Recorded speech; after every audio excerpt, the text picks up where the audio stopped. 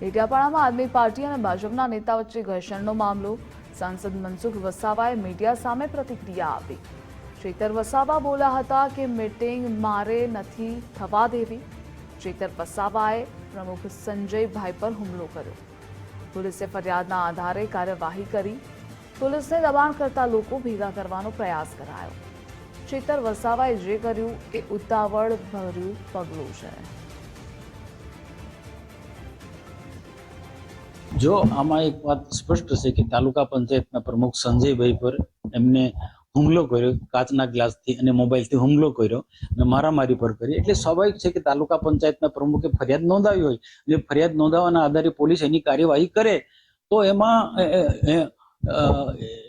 એમાં પોલીસને એની કાર્યવાહી એને કરવા દેવા જોઈએ હતી.